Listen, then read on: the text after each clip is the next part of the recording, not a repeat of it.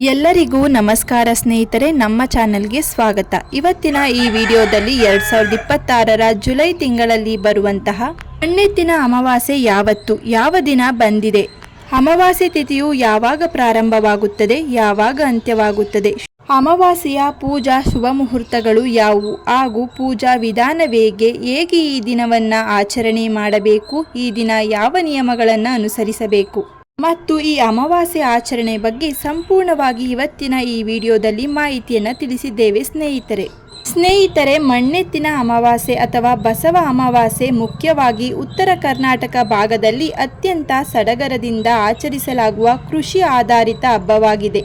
ಹಿಂದೂ ಪಂಚಾಂಗದ ಪ್ರಕಾರ ಜ್ಯೇಷ್ಠ ಮಾಸದ ಅಮಾವಾಸ್ಯೆಯಂದು ಇದನ್ನು ಆಚರಣೆ ಮಾಡುತ್ತೇವೆ. ರೈತ, ಮಣ್ಣು, ಭೂಮಿ ಮತ್ತು ಎತ್ತುಗಳ ನಡುವಿನ ಅನ್ಯೋನ್ಯ ಭಾವನಾತ್ಮಕ ಸಂಬಂಧವನ್ನು ಸಾರುವ ಹಬ್ಬ ಇದಾಗಿದೆ. ವರ್ಷಪೂರ್ತಿ ರೈತನ ಹೆಗಲಿಗೆ ಹೆಗಲು ಕೊಟ್ಟು ಜಮೀನಿನಲ್ಲಿ ಕಷ್ಟಪಡುವ ಎತ್ತುಗಳಿಗೆ ಗೌರವ ಮತ್ತು ಧನ್ಯವಾದ ಸಲ್ಲಿಸುವ ಈ ಸಲುವಾಗಿ ಈ ಹಬ್ಬವನ್ನು ಆಚರಣೆ ಮಾಡುತ್ತೇವೆ. ಕಾರ ಹುಣ್ಣಿಮೆಯ ನಂತರ ಬರುವ ಈ ಹಬ್ಬವು ಮುಂಗಾರು ಬಿತ್ತನೆಯ ಸಂದರ್ಭವನ್ನು ಸೂಚಿಸುತ್ತದೆ. ಉತ್ತಮ ಮಳೆ, ಬೆಳೆ ಮತ್ತು ರೈತಾಪಿ ವರ್ಗದ ಒಳಿತಿಗಾಗಿ ಈ ದಿನ ದೇವರ ಪ್ರಾರ್ಥನೆ ಸಲ್ಲಿಸುತ್ತೇವೆ. ಯಾಂತ್ರೀಕೃತಗೊಂಡು ಎತ್ತುಗಳು ಇಲ್ಲದಿದ್ದರೂ ಸಹ ಈ ದಿನ ಮಣ್ಣಿನ ಎತ್ತುಗಳನ್ನು ತಂದು ಪೂಜಿಸಿ ತಮ್ಮ ಭಕ್ತಿಯನ್ನು ಮೆರೆಯುತ್ತೇವೆ.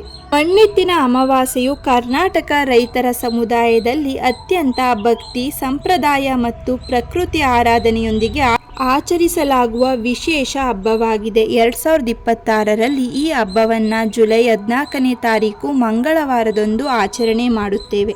ಅಮಾವಾಸ್ಯೆ ತಿಥಿ ಸಮಯವೆಂದರೆ ತಿಥಿ ಪ್ರಾರಂಭವಾಗುವುದು ಜುಲೈ 13ನೇ ತಾರೀಕು ಸಂಜೆ 5:19 ಪ್ರಾರಂಭವಾಗುತ್ತದೆ. ಅಮಾವಾಸ್ಯೆ ತಿಥಿ ಅಂತ್ಯವಾಗುವುದು ಜುಲೈ 14ನೇ ತಾರೀಕು ಮಧ್ಯಾಹ್ನ 1:43 ಇರುತ್ತದೆ.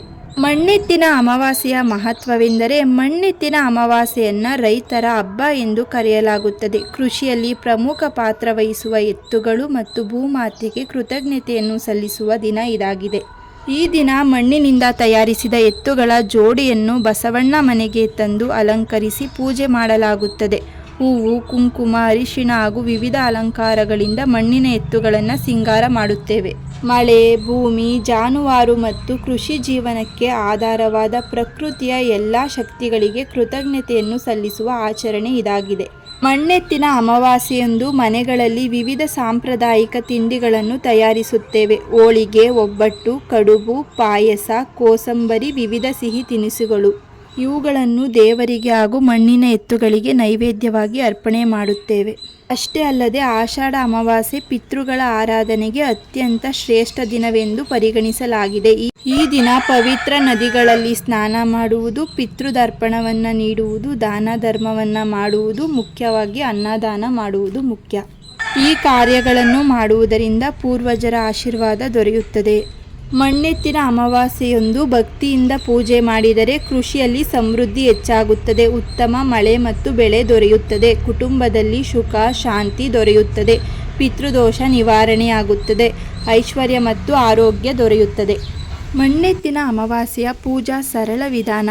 ಮಣ್ಣೆತ್ತಿನ ಪೂಜೆಗೆ ಬೇಕಾದ ಪೂಜಾ ಸಾಮಗ್ರಿಗಳು: ಶುದ್ಧವಾದ ಕಪ್ಪು ಅಥವಾ ಕೆಂಪು ಮಣ್ಣು, ಎತ್ತುಗಳನ್ನು ತಯಾರಿಸಲು ಅರಿಶಿಣ, ಕುಂಕುಮ, ಅಕ್ಷತೆ ಮತ್ತು ಹೂವುಗಳು, ದೀಪ, ಕರ್ಪೂರ, ಧೂಪದ ಕಡ್ಡಿ, ಎತ್ತುಗಳಿಗೆ ಕಟ್ಟಲು ಸಣ್ಣ ಗೆಜ್ಜೆ ಅಥವಾ ಬಣ್ಣದ ದಾರ, ನೈವೇದ್ಯ ಹೋಳಿಗೆ, ಒಬ್ಬಟ್ಟು, ಪಾಯಸ ಅಥವಾ ಗೋಧಿ ನುಚ್ಚಿನ ಪಾಯಸ. ಮಣ್ಣೆತ್ತಿನ ಅಮಾವಾಸ್ಯೆಯ ಪೂಜಾ ವಿಧಾನ. ಬೆಳಿಗ್ಗೆ ಅಮಾವಾಸ್ಯೆಯ ದಿನ ಮುಂಜಾನೆ ಬೇಗ ಎದ್ದು ಮನೆಯನ್ನು ಮತ್ತು ದೇವರ ಕೋಣೆಯನ್ನು ಸ್ವಚ್ಛಗೊಳಿಸಿ ಮಂಗಳ ಸ್ನಾನವನ್ನು ಮಾಡಬೇಕು. ನದಿ ಅಥವಾ ಹೂವಿನ ಗಿಡದ ಬುಡದಿಂದ ತಂದ ಶುದ್ಧವಾದ ಮಣ್ಣಿನಿಂದ 2 ಎತ್ತುಗಳ ಮೂರ್ತಿಗಳನ್ನು ನೀವೇ ಕೈಯಾರ ಸಿದ್ಧಪಡಿಸಬೇಕು. ದೇವರ ಕೋಣೆಯಲ್ಲಿ ಅಥವಾ ಮನೆಯ ಮಧ್ಯಭಾಗದಲ್ಲಿ ಮಣೆಯನ್ನು ಇಟ್ಟು ಅದರ ಮೇಲೆ ಧಾನ್ಯ, ಅಕ್ಕಿ ಅಥವಾ ಗೋಧಿ ಹರಡಿ ಮಣ್ಣಿನ ಎತ್ತುಗಳನ್ನು ಪ್ರತಿಷ್ಠಾಪನೆ ಮಾಡಬೇಕು. ಆ ಎತ್ತುಗಳಿಗೆ ಅರಿಶಿಣ, ಕುಂಕುಮವನ್ನು ಹಚ್ಚಿ ಹೂಗಳಿಂದ ಅಲಂಕರಿಸಿ ಅವುಗಳನ್ನು ಸಾಕ್ಷಾತ್ ಶಿವನ ವಾಹನವಾದ ನಂದಿಯನ್ನು ಸ್ಮರಣೆ ಮಾಡುತ್ತಾ ಪೂಜೆ ಮಾಡಬೇಕು. ನೈವೇದ್ಯವಾಗಿ ಸಿದ್ಧಪಡಿಸಿದ ಹೋಳಿಗೆ, ಪಾಯಸ ಅಥವಾ ಸಾತ್ವಿಕ ಆಹಾರವನ್ನು ಮಣ್ಣಿನ ಎತ್ತುಗಳ ಮುಂದೆ ಇಟ್ಟು ನೈವೇದ್ಯ ಮಾಡಬೇಕು. ಕೊನೆಯಲ್ಲಿ ಧೂಪ ಮತ್ತು ದೀಪವನ್ನು ಬೆಳಗಿ ಕರ್ಪೂರದ ಆರತಿಯನ್ನು ಮಾಡಿ ಕುಟುಂಬದ ಸುಖ ಸಮೃದ್ಧಿಗಾಗಿ ಪ್ರಾರ್ಥನೆ ಮಾಡಿಕೊಳ್ಳಬೇಕು.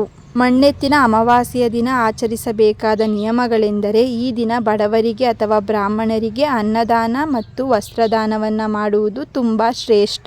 ಪೂಜೆಯ ದಿನದಂದು ಸಂಪೂರ್ಣ ಉಪವಾಸವಿರಬೇಕು ಅಥವಾ ಕೇವಲ ಸಾತ್ವಿಕ ಆಹಾರವನ್ನು ಸೇವಿಸಬೇಕು. ಮಾಂಸಾಹಾರ ಮತ್ತು ಮದ್ಯಪಾನಗಳನ್ನು ಕಡ್ಡಾಯವಾಗಿ ತ್ಯಜಿಸಬೇಕು. ಈ ದಿನ ಯಾವುದೇ ಪ್ರಾಣಿಗಳಿಗೆ, ಮುಖ್ಯವಾಗಿ ದನ ಕರುಗಳಿಗೆ ತೊಂದರೆಯನ್ನು ಮಾಡಬಾರದು. ಮಣ್ಣೆತ್ತಿನ ಅಮಾವಾಸ್ಯೆ ಎಂದರೆ ಮಣ್ಣೆತ್ತಿನ ಅಮಾವಾಸ್ಯೆ ಎಂಬ ಹೆಸರೇ ಸೂಚಿಸುವಂತೆ ಈ ದಿನ ಮಣ್ಣಿನಿಂದ ಮಾಡಿದ ಎತ್ತುಗಳನ್ನು ಪೂಜಿಸುವ ಸಂಪ್ರದಾಯವಿದೆ. ಕೃಷಿ ಜೀವನದಲ್ಲಿ ಎತ್ತುಗಳ ಪಾತ್ರ ಅಪಾರವಾಗಿರುವುದರಿಂದ ರೈತರು ಅವುಗಳನ್ನು ದೇವರ ರೂಪವೆಂದು ಭಾವಿಸಿ ಕೃತಜ್ಞತೆಯನ್ನು ಸಲ್ಲಿಸುತ್ತೇವೆ. ಮಣ್ಣೆತ್ತಿನ ಅಮಾವಾಸ್ಯೆಯ ಹಿನ್ನೆಲೆ ಏನೆಂದರೆ ಪುರಾತನ ಕಾಲದಲ್ಲಿ ರೈತರು ತಮ್ಮ ಜೀವನೋಪಾಯಕ್ಕೆ ಎತ್ತುಗಳನ್ನೇ ಅವಲಂಬಿಸಿದ್ದರು. ಒಂದು ವರ್ಷ ಉತ್ತಮ ಬೆಳೆ ಬಂದಾಗ ರೈತರು ದೇವರಿಗೆ ಕೃತಜ್ಞತೆ ಸಲ್ಲಿಸುವ ಜೊತೆಗೆ ತಮ್ಮ ಎತ್ತುಗಳಿಗೂ ಗೌರವ ಸಲ್ಲಿಸಿದರು. ಮಣ್ಣಿನಿಂದ ಎತ್ತುಗಳ ರೂಪ ಮಾಡಿ ಪೂಜಿಸಿದಾಗ ಮಳೆ ಸಮೃದ್ಧಿಯಾಗಿ ಸುರಿದು ಬೆಳೆ ಸಮೃದ್ಧಿಯಾಯಿತು ಎಂಬ ನಂಬಿಕೆ ಇದೆ. ಅಂದಿನಿಂದ ಪ್ರತಿ ವರ್ಷ ಆಷಾಢ ಅಮಾವಾಸ್ಯೆಯಂದು ಮಣ್ಣೆತ್ತಿನ ಪೂಜೆ ಮಾಡುವ ಸಂಪ್ರದಾಯ ಬೆಳೆದು ಬಂದಿದೆ. ಈ ಪೂಜೆಯಿಂದ ಕೃಷಿಯಲ್ಲಿ ಅಭಿವೃದ್ಧಿ, ಕುಟುಂಬದಲ್ಲಿ ಸುಖ, ಶಾಂತಿ ಹಾಗೂ ಪಿತೃದೇವರ ಆಶೀರ್ವಾದ ದೊರೆಯುತ್ತದೆ. ಈ ದಿನದ 12 ರಾಶಿ ಫಲಗಳೆಂದರೆ ಮೇಷರಾಶಿ, ಹೊಸ ಕೆಲಸಗಳಲ್ಲಿ ಯಶಸ್ಸು, ಆರ್ಥಿಕ ಲಾಭ ದೊರೆಯುತ್ತದೆ. ವೃಷಭ ರಾಶಿ, ಕುಟುಂಬದಲ್ಲಿ ಸಂತೋಷ, ಆರೋಗ್ಯದಲ್ಲಿ ಸುಧಾರಣೆ ಆಗುತ್ತದೆ. ಮಿಥುನ ರಾಶಿ, ಅನಗತ್ಯ ಖರ್ಚು ಕಡಿಮೆ ಮಾಡುವುದು ಉತ್ತಮ. ಕಟಕ ರಾಶಿ, ಶುಭ ಸುದ್ದಿ ಹಾಗೂ ಉದ್ಯೋಗದಲ್ಲಿ ಪ್ರಗತಿ ದೊರೆಯುತ್ತದೆ. ಸಿಂಹ, ದೇವರ ಕೃಪೆಯಿಂದ ಕಾರ್ಯಸಿದ್ಧಿ. ಕನ್ಯಾ ರಾಶಿ, ಹಳೆಯ ಸಮಸ್ಯೆಗಳು ಪರಿಹಾರವಾಗುವ ಸಾಧ್ಯತೆ. ತುಲಾ ರಾಶಿ, ವ್ಯಾಪಾರದಲ್ಲಿ ಲಾಭ, ಧನಪ್ರಾಪ್ತಿ ಆಗುತ್ತದೆ. ವೃಶ್ಚಿಕ ರಾಶಿ, ಕೋಪ ನಿಯಂತ್ರಿಸಿದರೆ ಉತ್ತಮ ಫಲ ದೊರೆಯುತ್ತದೆ. ಧನು ರಾಶಿ, ದೂರ ಪ್ರಯಾಣದ ಅವಕಾಶ, ಶುಭ ಸುದ್ದಿ ದೊರೆಯುತ್ತದೆ. ಮಕರ ರಾಶಿ, ಕುಟುಂಬದೊಂದಿಗೆ ಸಂತೋಷದ ಸಮಯ ಸಿಗುತ್ತದೆ. ಕುಂಭ ರಾಶಿ, ಹೊಸ ಆದಾಯದ ಮೂಲಗಳು ದೊರೆಯಬಹುದು. ಮೀನರಾಶಿ, ಲಕ್ಷ್ಮೀ ಕೃಪೆಯಿಂದ ಮನೆಯಲ್ಲಿ ಶುಭ ಕಾರ್ಯಗಳ ಯೋಗ. ಈ ದಿನ ಮಾಡಬೇಕಾದ ಪುಣ್ಯ ಕಾರ್ಯಗಳು ಪಿತೃದರ್ಪಣ, ಗೋಪೂಜೆ ಅಥವಾ ಗೋಸೇವೆ, ಮಣ್ಣೆತ್ತಿನ ಪೂಜೆ, ಕೃಷಿ ಪರಿಕರಗಳಿಗೆ ಪೂಜೆ, ಕೃಷಿ ಸಾಮಗ್ರಿಗಳಿಗೆ ಪೂಜೆ, ಅನ್ನದಾನ ಮತ್ತು ದಾನ ಧರ್ಮ ಮಾಡುವುದು, ದೀಪ ಹಚ್ಚಿ ದೇವರ ಪ್ರಾರ್ಥನೆ ಮಾಡುವುದು. ಮಣ್ಣೆತ್ತಿನ ಅಮಾವಾಸ್ಯೆಯಂದು ಭಕ್ತಿ, ಕೃತಜ್ಞತೆ ಮತ್ತು ದಾನ ಧರ್ಮದಿಂದ ಆಚರಣೆ ಮಾಡಿದರೆ ಪಿತೃದೇವರ ಆಶೀರ್ವಾದ ದೊರೆಯುತ್ತದೆ. ಕೃಷಿಯಲ್ಲಿ ಸಮೃದ್ಧಿ ದೊರೆಯುತ್ತದೆ. ಕುಟುಂಬದಲ್ಲಿ ಸುಖ, ಶಾಂತಿ ಹಾಗೂ ಐಶ್ವರ್ಯ ವೃದ್ಧಿಯಾಗುತ್ತದೆ. ಧಾರ್ಮಿಕ ಮತ್ತು ಆಧ್ಯಾತ್ಮಿಕ ಮಹತ್ವವೆಂದರೆ ಪಿತೃದರ್ಪಣ. ಈ ದಿನ ಪೂರ್ವಜರ ಆತ್ಮಗಳಿಗೆ ಶಾಂತಿ ಸಿಗಲೆಂದು ನದಿ ಅಥವಾ ಪವಿತ್ರ ಜಲಮೂಲಗಳಲ್ಲಿ ಸ್ನಾನ ಮಾಡಿ ಪಿತೃದರ್ಪಣ ಹಾಗೂ ಶ್ರಾದ್ದವನ್ನು ವಿಧಿಸಬಹುದು. ಶ್ರಾದ್ದ ವಿಧಿಗಳನ್ನು ನೆರವೇರಿಸುವುದರಿಂದ ಪೂರ್ವಜರ ಆಶೀರ್ವಾದ ದೊರೆಯುತ್ತದೆ. ದಾನ ಧರ್ಮ, ಅಮಾವಾಸ್ಯೆಯಂದು ಬಡವರಿಗೆ ಮತ್ತು ಹಸಿದವರಿಗೆ ಅನ್ನದಾನ, ಆಹಾರ ದಾನ ಮಾಡುವುದು ಅತ್ಯಂತ ಪುಣ್ಯದಾಯಕ ಕೆಲಸ. ನಕಾರಾತ್ಮಕ ಶಕ್ತಿ ನಿವಾರಣೆ, ಮನೆಯನ್ನು ಸ್ವಚ್ಛಗೊಳಿಸಿ ಕತ್ತಲನ್ನು ದೂರ ಮಾಡುವ ದೀಪವನ್ನು ಹಚ್ಚಿ ಪೂಜಿಸುವುದರಿಂದ ನಕಾರಾತ್ಮಕ ಶಕ್ತಿಗಳು ದೂರವಾಗಿ ಧನಾತ್ಮಕ ಶಕ್ತಿ ನೆಲೆಸುತ್ತದೆ. ಈ ಮಣ್ಣೆತ್ತಿನ ಅಮಾವಾಸ್ಯೆಯು ಕೇವಲ ಒಂದು ಹಬ್ಬವಲ್ಲ, ಇದು ರೈತ, ಪ್ರಕೃತಿ, ಜಾನುವಾರು ಮತ್ತು ಪೂರ್ವಜರ ಬಗ್ಗೆ ಕೃತಜ್ಞತೆ ವ್ಯಕ್ತಪಡಿಸುವ ಸಂಸ್ಕೃತಿಯ ಪ್ರತೀಕವಾಗಿದೆ. ಪ್ರತಿಯೊಬ್ಬರೂ ಆಚರಣೆ ಮಾಡಿ. ಸ್ನೇಹಿತರೆ, ಇವತ್ತಿನ ಈ ವಿಡಿಯೋದಲ್ಲಿ 2026 ಜುಲೈ ತಿಂಗಳಲ್ಲಿ ಬರುವಂತಹ ಮಣ್ಣೆತ್ತಿನ ಅಮಾವಾಸ್ಯೆ ಯಾವ ದಿನ ಬಂದಿದೆ, ಯಾವಾಗ ಆಚರಣೆ ಮಾಡಬೇಕು, ಮಣ್ಣೆತ್ತಿನ ಅಮಾವಾಸ್ಯೆ ತಿಥಿಯು ಯಾವಾಗ ಪ್ರಾರಂಭವಾಗುತ್ತದೆ, ಯಾವಾಗ ಅಂತ್ಯವಾಗುತ್ತದೆ, ಪೂಜಾ ಶುಭ ಮುಹೂರ್ತಗಳು ಯಾವುವು ಹಾಗೂ ಪೂಜಾ ವಿಧಾನವೇನು, ಹೇಗೆ ಈ ದಿನ ಯಾವ ನಿಯಮಗಳನ್ನು ಅನುಸರಿಸಬೇಕು, ಮಣ್ಣೆತ್ತಿನ ಅಮಾವಾಸ್ಯೆಯ ಆಚರಣೆ ಬಗ್ಗೆ ಸಂಪೂರ್ಣ ಮಾಹಿತಿಯನ್ನು ಇವತ್ತಿನ ಈ ವಿಡಿಯೋ ಮೂಲಕ ತಿಳಿಸಿದ್ದೇವೆ. ಸ್ನೇಹಿತರೆ, ಇವತ್ತಿನ ಈ ಮಾಹಿತಿ ನಿಮಗೆ ಇಷ್ಟವಾಗಿದ್ದಲ್ಲಿ ನಮ್ಮ ಚಾನಲನ್ನು ಸಬ್ಸ್ಕ್ರೈಬ್ ಮಾಡಿಕೊಳ್ಳಿ. ಹಾಗೆ ಈ ವಿಡಿಯೋವನ್ನು ನಿಮ್ಮ ಸ್ನೇಹಿತರಿಗೂ ಮತ್ತು ಫ್ಯಾಮಿಲಿಗೂ ಶೇರ್ ಮಾಡಿ. ಇದೇ ರೀತಿಯ ಮತ್ತಷ್ಟು ಮಾಹಿತಿಗಾಗಿ ನಮ್ಮ ಚಾನಲನ್ನು ಸಬ್ಸ್ಕ್ರೈಬ್ ಮಾಡಿಕೊಳ್ಳಿ. ಮತ್ತೆ ಸಿಗೋಣ ಮತ್ತೊಂದು ವಿಡಿಯೋದಲ್ಲಿ. ಎಲ್ಲರಿಗೂ ಧನ್ಯವಾದಗಳು.